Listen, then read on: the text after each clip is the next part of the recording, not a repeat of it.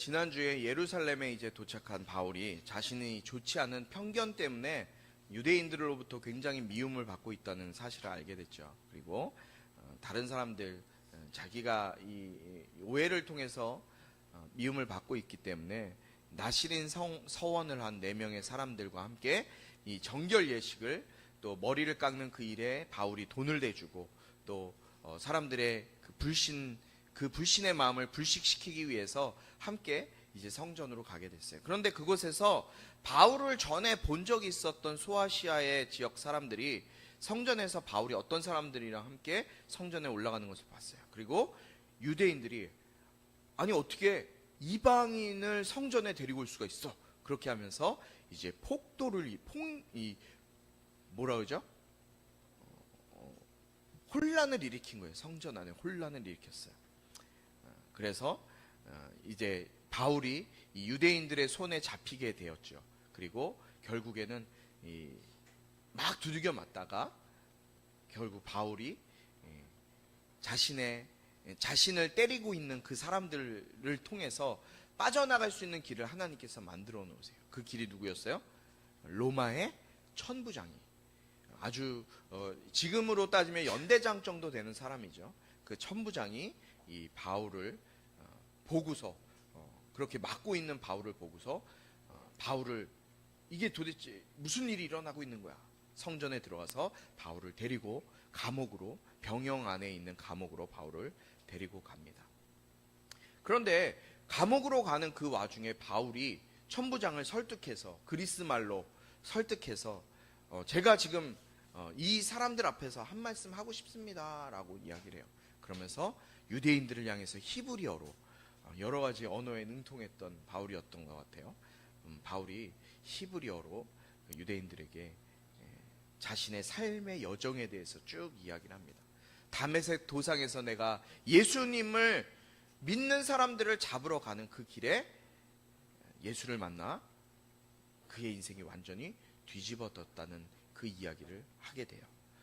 여러분, 그냥 어렸을 때부터 교회에 나온 사람이든, 저도 마찬가지로 모태신앙이었어요. 여기 모태신앙도 있죠. 모태신앙도 있고, 뭐 늦게 교회 다닌 사람도 있고, 어떻게 하다 보니까 교회에 나온 사람도 있을 거예요. 어떤 인생이든 교회에 나와서 예수님을 만나지 않으면 바뀌지 않아요. 바뀌지 않아요. 저도 예수님 내가 인격적으로 만나기 전까지는 바뀌지 않았어요. 여러분, 예수님 만나야 인생이 뒤바뀌어요. 바울이 인생이 뒤바뀌었던 것처럼 우리 역시도 예수님을 인격적으로 만나야 우리의 삶이 바뀌는 거예요. 그냥 이 자리에 앉아 있는다고 구원받는 것이 아니에요. 우리의 인생도 예수님을 만나야 바뀝니다. 신앙생활, 하나님이 우리를 예수 믿게 하신 목적은 내 인생이 바뀌는 거예요. 예수님 만나서 바뀌어 그 예수님을 통해서 내 인생이 이 땅에서 새로운 삶으로 살아나가는 것이 바로 주님이 나를 예수 믿게 하신 목적이라는 것을 우리가 기억하시기 바라요. 그 예수님을 만나기 위해서 소망하는 저와 여러분에게 축복합니다. 간구해야 돼요. 내가 변화되기 위해서, 예수님 만나 변화되기 위해서 내가 간구해야 돼요. 오늘 말씀은 사도행전 22장 22절부터 23장 11절까지의 말씀입니다. 이 말씀을 통해서 또 오늘 하나님께서 우리에게 깨닫게 하시는 은혜를 함께 나누기 원합니다. 많이 졸려요? 자, 날씨가 많이 좀 축축 처지죠. 비도 오고 또 햇빛도 지금 어저께 비 많이 오고 또 쫙 내려치고 그래서 꿉꿉하고 이런데 좀 힘내시고 하나님의 말씀을 통해서 우리가 또 은혜 받고 힘을 얻는 시간 되길 축복합니다. 먼저 22절부터 29절까지 말씀을 우리 함께 교독하도록 하겠습니다. 이 말씀은 살아계신 하나님 말씀입니다. 제가 먼저 읽습니다. 사람들은 바울의 말을 이 대목까지 듣고 있다가 소리 높여 외쳤습니다. 저 사람을 세상에서 없애버리자. 저런 놈은 그냥 살려둘 수 없다.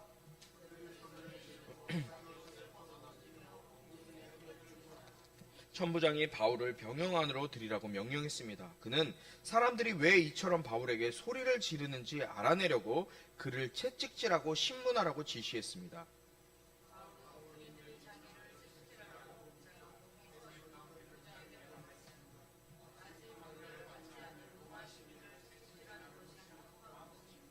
백부장은 이 말을 듣고 천부장에게 가서 그대로 보고하며 물었습니다. 어떻게 하시렵니까? 이 사람이 로마 시민이랍니다.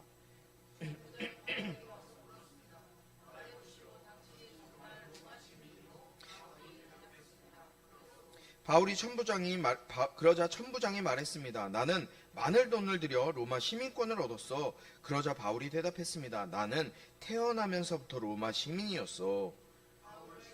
사람들이 이 말을 듣고 곧 물러갔습니다. 천부장도 바울이 로마 시민이라는 사실을 알고 그를 결박한 일로 두려워했습니다. 아멘. 오늘 22절부터 29절까지는 바울이 자신이 로마 시민임을 밝히고 있어요. 바울의 말을 듣다가 사람들이 화를 내요. 유대인들이, 지금 바울이 유대인들을 향해서 히브리어로 연설을 하고 있었잖아요.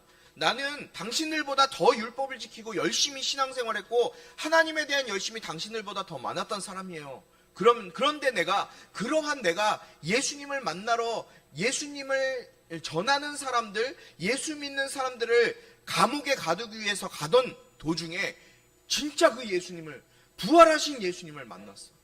그 예수님을 만나고 나니까 내 인생이 변화됐어 라고 이야기하니까 이 유대인들이 그 말을 듣고, 바울의 말을 듣고 화딱지가 막 어마어마하게 화가 난 거예요.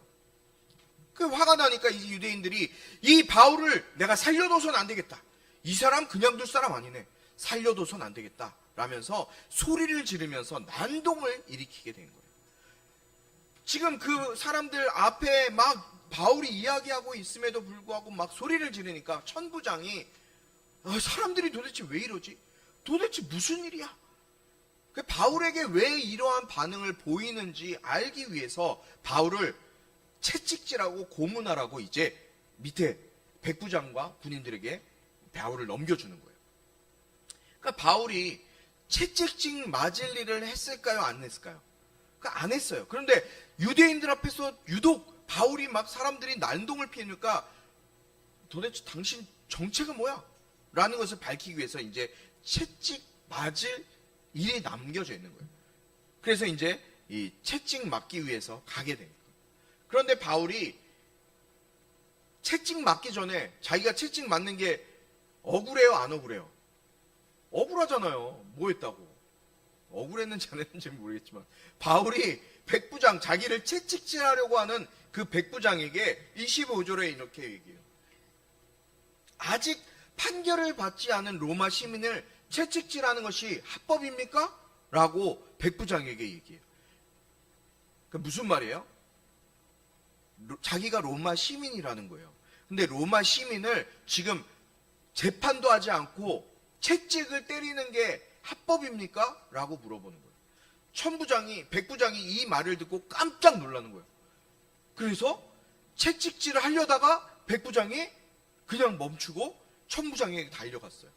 천부장님이요, 지금 이 죄인인 바울이라는 사람이 자기가 로마 시민이라고 하는데 이거 어떻게 합니까? 라고 천부장에게 가서 이야기를 한 거예요. 그래서 천부장이 깜짝 놀랐어요. 그래서 천부장이 바울에게 와서 얘기해요. 당신 진짜 로마인이에요? 나는 많은 돈을 주고 로마 시민권을 샀는데 당신이 로마 시민이란 말입니까? 그랬더니 바울이 얘기해요. 맞아요. 나는 로마 시민이에요. 그런데 그냥 시민이 아니라 나는 태어나면서부터 로마 시민이에요. 우리 아버지가 로마 시민이었기 때문에 나는 아버지로부터 물려받은 그 로마 시민권이 있는 사람이에요. 여러분, 바울이 어디 출신이라고 그랬어요? 기억하는 사람 있어요? 다소 지역이라고 했죠. 길리기아 다소 출신. 이 다소는 누가 다스리는 지역이에요? 누구 땅이라고 그랬어요? 로마의 땅이었어요.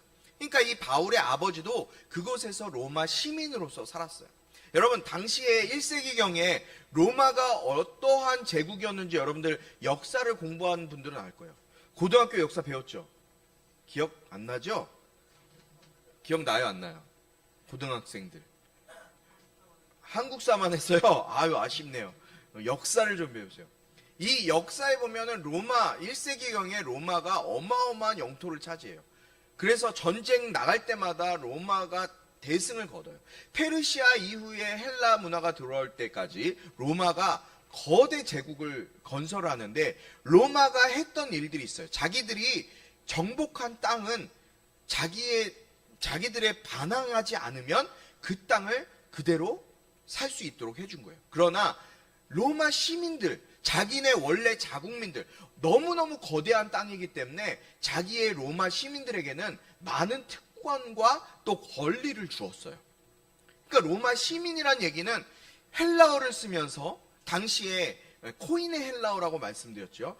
헬라어를 쓰면서 문화적인 또 종교적인 어떤 많은 법들을 통해서 우리가 역사적으로 보면 발레리안 법이나 줄리안 법, 이런 법들을 통해서 로마 시민권을 인정하고 시민으로서 권리를 가질 수 있도록 많은 특권과 권리를 부여했다는 것을 알 수가 있어요. 그런데 바울이 지금 시민으로 와 있는데 이 사람을 채찍질, 재판도 받지 않고 채찍질하면 그 채찍을 한 사람이 어마어마하게 큰 불이익을 당할 수밖에 없는 거예요. 그러니까 로마인을 함부로 때릴 수가 없었던 거예요. 그러니까 재판을 하지 않고 처벌할 수가 없었다는 거죠. 그냥 그 많은 사람들은 그냥 재판할 수 있었지만 이 로마 시민은 그냥 재판할 수가 없었어요. 그러니까 로마 시민의 이 상당한 위치를 알 수가 있죠. 바울 역시도 상당한 위치에 있었던 사람이에요. 그러니까 일반 식민지 사람들과는 구별된, 법적으로도 그렇고 삶에서도 그렇고 여러 가지 아주 특권을 받았던 사람임을 알 수가 있어요. 그 바울이 로마 시민인 것이 밝혀지니까 군인들과 천부장이 어떻게 되는 거예요? 이제 두려워 떨기 시작하는 거예요. 왜냐하면 지금 재판하지 않고 이 채찍질하려고 여기 갖다 놓은 자체도 큰 문제가 되니까, 이게 밝혀지면 큰일 나니까 지금 막 떨고 있는 거예요. 우리 30절 말씀을 보겠습니다. 30절 함께 읽습니다. 시작. 이튿날 천부장은 바울이 왜 유대 사람들에게 고소를 당했는지 정확히 알아보려고 대제사장들과 온 공회를 소집하고 바울을 풀어서 그들 앞에 데려오게 했습니다. 아멘. 29절에 지금 천부장과 백부장이 두려워했죠. 그런데 30절에 천부장이 도대체 바울이 어떤 사람인데 이런 일이 생기나 그러면서 바울 때문에 지금 뭘 하고 있다는 거예요? 공의회를 소집하고 있어요. 천부장이. 여러분, 공의회는 뭐냐면 지금으로 얘기하면 국회라고 얘기할 수 있어요. 국회라고 이해하시면 돼요. 국회에는 지금 국회의원들이 이렇게 회원이잖아요. 당시에 이 공의회, 사내들인 공의회라는 공의회가 있었어요. 유대인들을 다스리기 위한 정치적인 종교적인 공동체가 바로 이 공의회라는 거예요. 사내들인 공의회. 이 사내들인 공의회는 70명의 위원들로 구성되어져 있었어요. 그런데 이 공의회를 소집할 수 있는 사람은 누구예요? 대제사장이에요. 대제사장이 이거를 소집할 수 있는데 지금 대제사장이 아니라 이 천부장, 그러니까 천부장의 권력도 막강한 거죠. 천부장이 이 유대인의 그 공회를 이제 소집하게 된 거예요. 왜요? 지금 예루살렘에서 일어나고 있는 이 일에 대해서 알아야 되기 때문에 지금 소집한 거예요. 도대체 무슨 일이 일어나는지 천부장도 알 수가 없어요. 자, 23절 1절부터 5절까지 보겠습니다. 바울은 공회를 똑바로 쳐다보며 말했습니다. 내 형제들이여, 나는 오늘까지 모든 선한 양심으로 하나님을 위해 살아왔습니다.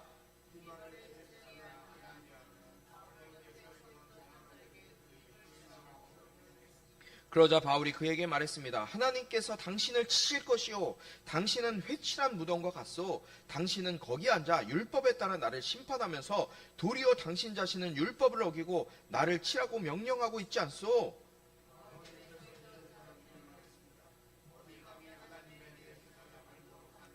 바울이 대답했습니다. 형제들이여, 나는 그가 대제사장인 줄 몰랐습니다. 기록되기를 내 백성의 지도자를 모욕하지 말라고 했으니 말입니다. 아멘. 여기까지 볼게요. 바울이 이제 공회를 똑바로 쳐다보면 말해요. 지금 바울 앞에 70명의 유대인 정치인들, 종교 지도자들이 다 앉아 있는 거예요. 여러분처럼 제가 이렇게 앉아 있으면 여기 여러분들이 쫙 있는 거예요. 그러는데 바울이 어떻게 해요? 지금 표정이 뭐라 그랬어요? 이 공회를 똑바로 쳐다보면서 이렇게 말하고 있어요. 똑바로 쳐다보면서. 뭐라고 얘기해요?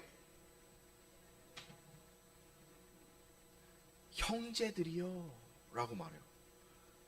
지금 이 정치 지도자들, 종교 지도자들을 향해서 형제들이여 라고 말해요. 여러분, 이게 쉬운 일일까요? 어려운 일일까요? 형제들이라고 얘기하는 게. 지금 이 모습을 봐도 바울이 자신의 동족 유대인들을 얼마나 사랑하고 있는지 알 수 있어요. 지금 거기 자기를 심판하고 재판하러 앉아있는 사람들이 유대인들이잖아요. 같은 민족이었단 말이에요. 같은 동족이었어요.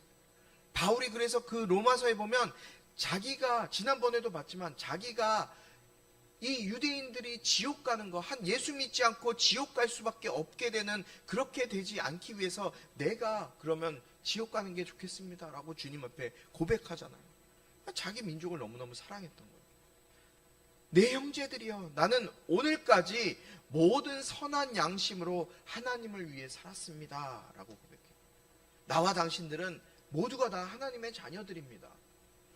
형제들은 바로 그렇잖아요.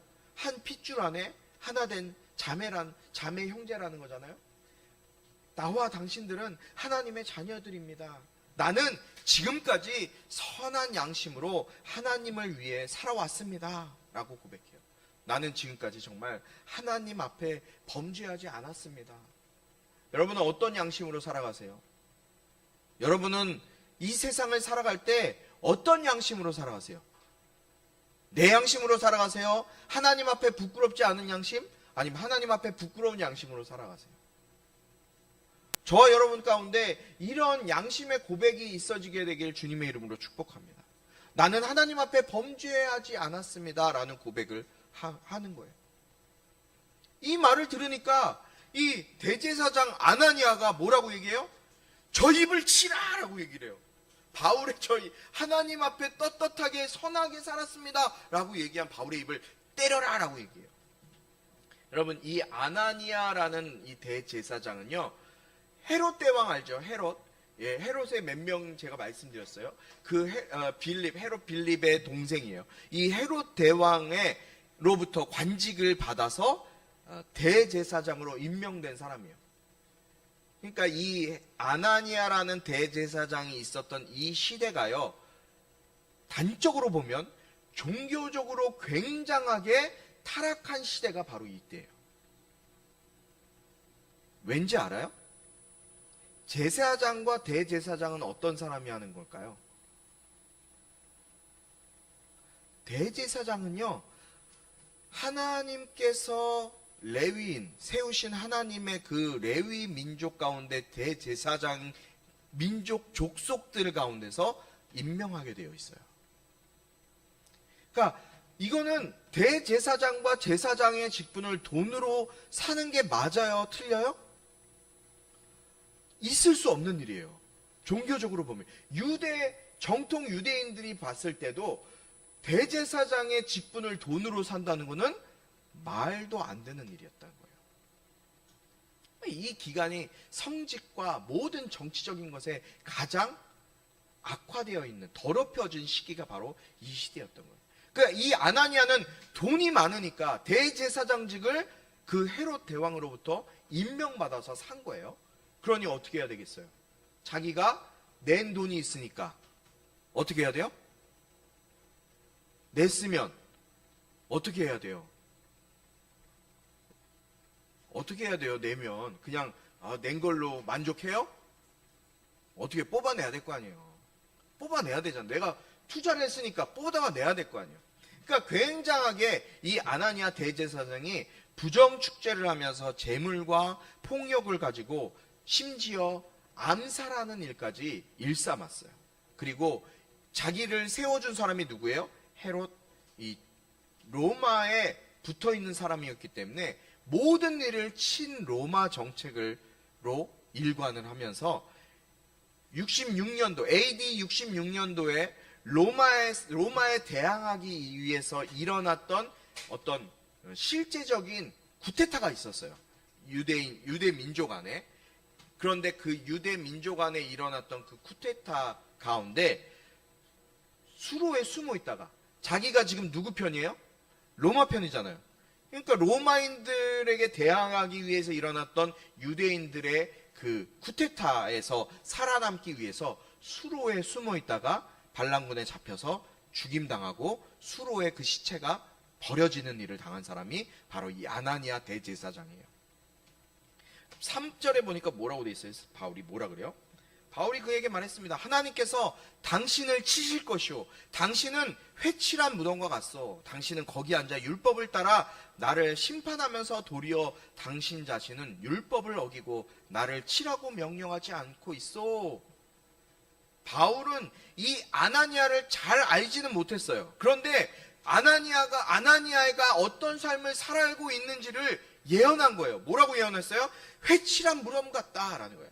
여러분, 회칠한 무덤이 뭐냐면요, 벽이 이렇게 갈라지잖아요. 벽이 오래되면 벽이 막 갈라지거든요. 그 벽이 갈라지면 보기 안 좋죠. 막 균열 가고 막 이러니까 어떻게 해요?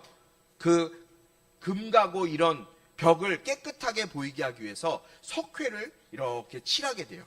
그러면 석회를 인해서 그 금 간 것이 보이지 않는 거예요. 그러니까 안에는 썩어 있는데 겉에는 썩지 않은 모습으로 나타나는 게 회칠한 무덤이라고 하는 거예요. 예수님께서도 마태복음 23장 27절에 율법학자들을 향해서 뭐라고 말씀하시냐면요, 너희에게 화가 있을 것이다. 율법학자와 바리새파 위선자들아, 너희는 하얗게 칠한 무덤과 같다. 이게 바로 회칠한 무덤이에요. 겉은 그럴듯해 보이지만 속은 죽은 사람의 뼈와 온갖 더러운 것들로 가득 차 있다. 지금 이 아나니아의 실상을 바울이 그대로 예수님께서 율법학자와 바리새인들을 지적했던, 그들의 잘못을 지적했던 그 지적을 그대로 하고 있는 거예요. 그리고 바울이 저주한 저주가 그대로 이루어지는 걸 보게 돼요. 아까 말씀드렸죠? 이 아나니아가 어디 죽었자고요? 어떻게 죽었다고요? 수로에 숨어 있다가 암살당해서 수로에 시체가 버려지는 거예요. 바울이 예언했던 그 예언이 그대로 이루어지는 걸 보고 있어요. 이스라엘의 대제사장으로서 가장 엄숙하고 공평해야 할 아나니아의 모습을 통해서 지금 이 유대의 이 시대의 공회의 모습을 그대로 보여주고 있는 거예요. 주변에 있던 사람들이 바울의 이러한 도전적인 언행에 아주 충격을 받았나 봐요. 어찌 네가 하나님의 대제사장을 네가 그렇게 모욕할 수가 있느냐 라면서 오히려 이 바울을 나무라죠. 그랬더니 바울이 뭐라 그래요? 내가 대제사장인 줄 몰랐습니다 라고 얘기해요. 그러면서 5절에 보니까 형제들이여, 나는 그가 대제사장인 줄 몰랐습니다. 기록되기를 내 백성의 지도자들을 모욕하지 말라라고 했으니 말입니다 라고 사과를 해요. 출애굽기의 말씀이죠. 너는 재판장을 욕하지 말며 백성의 지도자를 저주하지 말라. 하나님의 말씀 가운데 바울이 인정하는 걸 보게 돼요. 여러분, 하나님이 세우신 지도자, 악한 지도자일지라도 우리는 그 악한 지도자를 따라야 될까요? 따르지 말아야 될까요? 어떻게 해야 될까요? 어떻게 해야 될까요? 참 이거 난감하죠. 어려운 문제일 수 있어요. 그러나 저는 하나님이 세우신 지도자에 대한 존중과 존경의 마음은 우리에게 있어야 된다고 믿어요. 왜냐하면 권위는 누가 세우신 것이냐? 하나님이 세우신 것이기 때문에 그래요. 우리가 성경에서 잘 아는 인물 중에 다윗이라는 사람이 있죠. 다윗왕. 그 다윗왕이 어땠어요? 다윗왕만큼 하나님의 마음에 합한 자가 없다고 주님이 말씀하셨어요. 왜 하나님의 마음에 합한 자였을까요? 다윗은 어디에 가든지 하나님의 뜻에 합한 삶을 살기를 원했던 사람이 다윗이에요. 여러분, 다윗을 죽이려고 했던 사람이 있죠. 다윗이 어렸을 때부터 다윗을 쫓아다니면서 누가 다윗을 죽이려고 그랬어요? 누가요? 사울왕. 자기의 장인어른이 다윗을 계속해서 죽이려고 했어요. 그런데 다윗이 이제 도망가 있을 때 어떤 일이 있었어요? 다윗을 죽이기 위해서 사울이 다윗 있는 곳에 가까이 왔어요. 다윗이 동굴에 숨어 있을 때 사울이 배가 아파서 볼일을 보기 위해서 다윗이 숨어 있는 그 동굴 가까이 오게 돼요. 그 안으로 들어왔어요. 다윗이 숨어 있을 때 사울이 거기서 볼일 볼 때 어떻게 해요?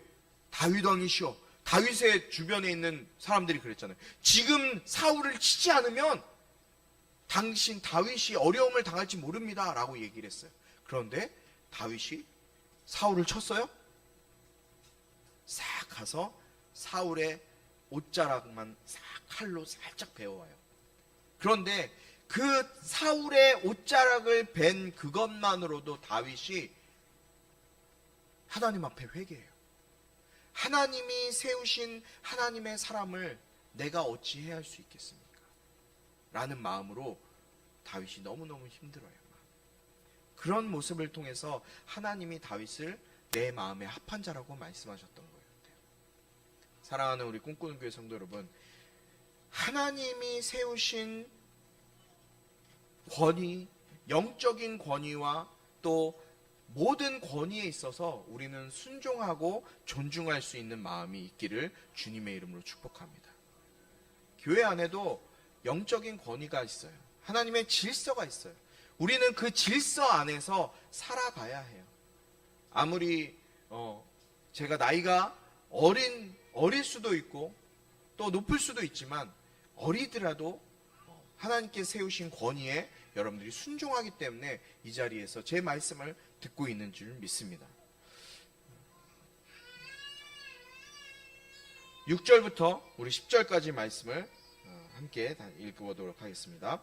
그때 바울은 모인 사람들 가운데 일부가 사두개파이고 다른 일부는 바리새파임을 알고 공회에서 크게 외쳤습니다. 내 형제들이여, 나는 바리새파 사람이며 바리새파 사람의 아들입니다. 나는 지금 죽은 사람들이 부활할 것이라는 소망 때문에 재판을 받고 있습니다.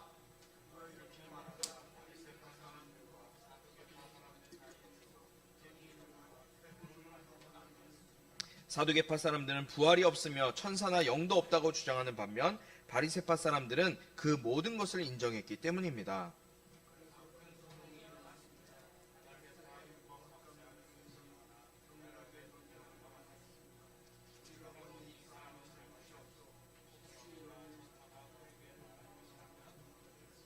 논쟁이 점점 커지자 천부장은 바울이 그들에게 찢겨 죽지 않을까 염려해 군인더러 내려가 바울을 그들 가운데서 빼내 병영 안으로 데려가라고 명령했습니다. 아멘. 지금 바울을 이렇게 힘들게 하는 사람들 중에 누구누가 있어요? 바리새파와 사두개파 사람들이 나눠져 있는 거예요. 반반 정도 있었던 것 같아요.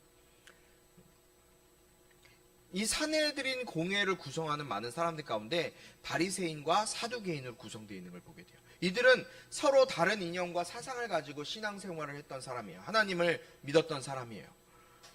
헬라 문화를 받아들여서 이스라엘을 개혁하고자 했던 인물들이 있는데 그 사람들은 바로 사두개파라고 하는 사람이에요. 이 사두개인들은 부활도 없고 천사도 없고 영도 없다라고 주장을 해요. 그러니까 예수님의 부활이 말이 안 되는 거였어요. 이 사람들의 생각 속에서는. 그리고 이 사람들은 주로 제사장, 종교적, 정치적인 이 끈을 로마에 대고서 로마로부터 돈을 주고 직분을 사고, 또 성전에서 예수님 시대에 성전 안에 장사하는 사람들 많았잖아요. 그 장사하는 사람들이 바로 이 사두개인들이었어요. 돈을 주고 장사할 수 있는 자리를 마련해 놓은 거예요.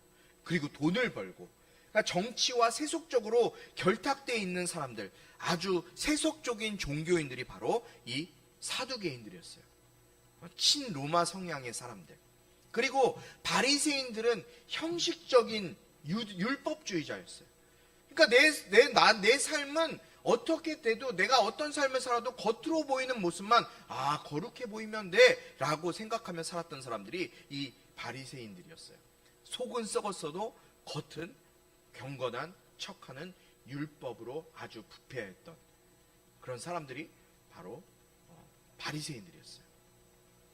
그래서 6절에 내 형제들이여, 이 바울이 나는 바리새파 사람이며 바리새파 사람의 아들입니다. 나는 지금 죽은 사람들이 부활할 것이라는 소망 때문에 재판받고 있습니다 라고 얘기를 하니까 사두개파 사람들은 어때요? 자기들은 부활이 있어요, 없어요?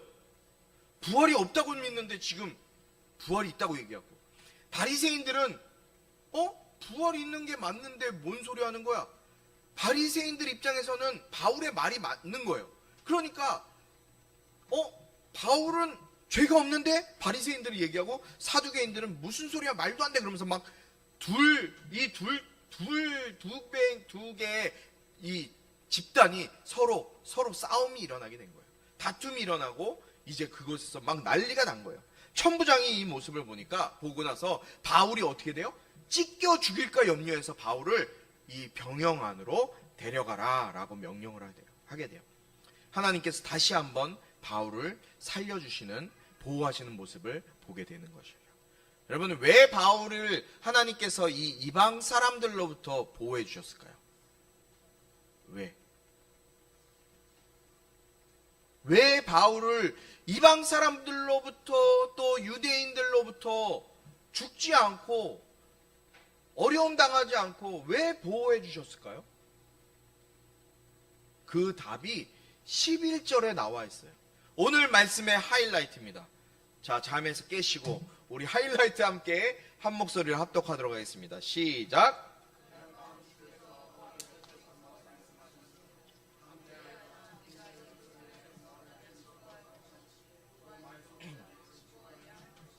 아멘. 그날 밤 주께서 바울 곁에 서서 말씀하셨습니다. 담대하여라. 내가 예루살렘에서 나에 대해 증언한 것 같이 로마에서도 나에 대해 증언해야 할 것이다. 아멘. 먼저 바울을 향해서 하나님이 뭐라고 말씀하세요? 뭐라고 말씀하세요? 담대해라. 담대해라 라고 말씀하세요. 우리 유리 담대하세요. 담대하게 앞으로 나오네요, 유리도. 여러분, 바울의 사명을 하나님께서 바울을 선택하시고 바울에게 사명을 주셨죠. 그 사명이 뭐예요? 오늘 말씀해 보니까 네가 예루살렘에서 나를 증거한 것처럼 로마까지 가서 나를 증거해야 될 것이야. 그게 바로 너의 사명이야. 주님이 분명하게 바울에게 말씀하신 거예요. 바울의 사명이 이 예루살렘에서 잡혀서 죽는 게 하나님의 사명 끝이 아니라 로마에까지 가서 복음 전하는 거예요. 로마에 누가 있어요? 누가 있어요? 카이사르. 뭐라 그래? 카이사르라 그러죠. 로마의 집정관, 가장 높은 로마의 황제. 그 로마의 황제에게 복음 전하는 것, 예수를 증거하는 것이 바울의 사명이었어요. 예루살렘의 끝이 아니라는 거예요. 로마까지 가서 지금 그 소아시아 지역과 그 유럽 전체를 통치하고 있던 로마의 황제에게 네가 복음을 전해. 예수 그리스도가 있음을 증거해. 그게 네 사명이야. 여러분, 바울을 통해서 복음이 로마까지 들어가게 돼요. 그 이후에 어떤 일이 일어나요, 여러분? 어떤 일이 일어난지 아세요?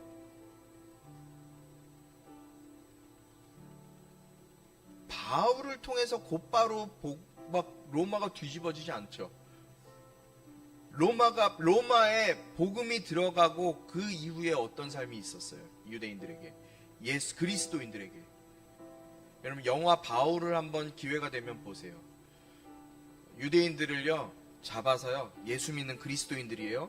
그리스도인들 잡아서요 꽁꽁 묶어요.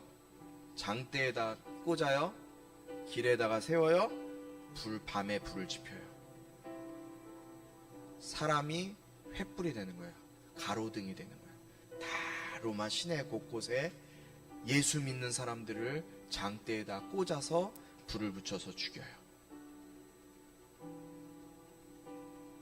그 기간이요 100년 이상 돼요. 그런데 그 이후에 어떤 일이 일어나요? 로마가 기독교 공인이 돼요. 맞잖아요. 기독교가 로마의 국교가 돼요.